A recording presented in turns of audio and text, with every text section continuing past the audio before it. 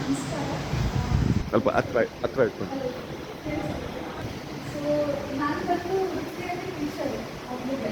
So ಈಗ ನನಗೆ ಸ್ವಂತ ಔಷಧಿ ಅಂಗಡಿ ಇದೆ. ಆಮೇಲೆ ನಮ್ಮ ಯಜಮಾನ ಡಾಕ್ಟ್ರು. ಸೊ ನನಗೆ ಮೊದಲಿಂದಲೂ ವ್ಯವಸಾಯದ ಬಗ್ಗೆ ತುಂಬ ಇಂಟ್ರೆಸ್ಟ್ ಇತ್ತು.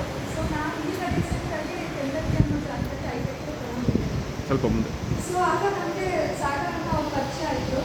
ಸೊ ನೀವೆಲ್ಲ ಇಷ್ಟೊತ್ತು ಗಿಡದ ಬಗ್ಗೆ ಮಾತಾಡಿದ್ರಿ, ಅದು ಅಂದರೆ ಕೊಂಡ್ಕೊಡೋದು ಅದೆಲ್ಲ ಮಾತಾಡಿದ್ರಿ.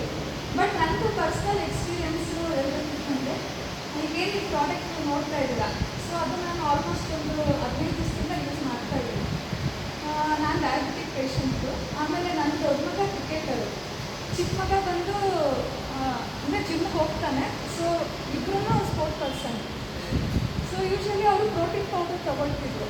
ಸೊ ನಾನು ಅದು ಸ್ಟಾಪ್ ಮಾಡಿ ನಾನು ಯಾವಾಗಿದ್ದು ಶುರು ಮಾಡಿದ್ದೀನಿ. ಅವ್ರಿಗೆ ಮೊದಲಿಂದ ನನಗೆ ನಾನು ಸಿಂಥೆಟಿಕ್ ಕೊಡ್ತಾ ಇಲ್ಲ ನನ್ನ ಮಕ್ಕಳಿಗೆ, ಅದೊಂದು ಸಮಾಧಾನ.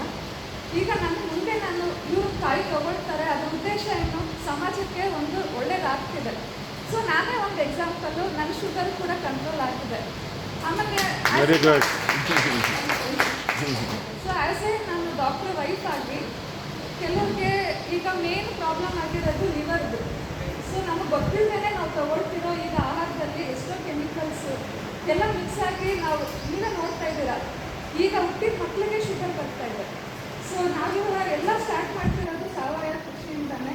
ಸೊ ನಾನು ಈಗ ಯಾರಿಂದ ಶುರು ಮಾಡಿಲ್ಲ, ನಾನು ನನ್ನ ಎಕ್ಸ್ಪೀರಿಯೆನ್ಸಿಂದ ಹೇಳ್ತಾ ಇದ್ದೀನಿ. ನೀವು ಧೈರ್ಯವಾಗಿ ನೀವು ಮುಂದುವರಿಸ್ಬೋದು. ಸೊ ಓವರ್ ಆಲ್ ನನಗೆ ನಾವು ಹಾಕಿ 3 ತಿಂಗಳಾಗಿದೆ. ಸೊ ನನ್ನ ಗಿಡ ಹ್ಯಾಪಿಯಾಗಿದೆ.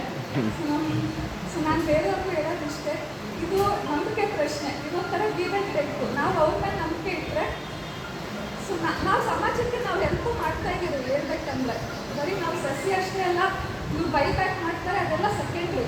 ಬಟ್ ಕೊನೆಗೆ ನಾವು ಬೆಳೆದಿರೋ ಕಾಯಿ ಎಲ್ಲ ಹೋಗ್ತಾ ಇದೆ.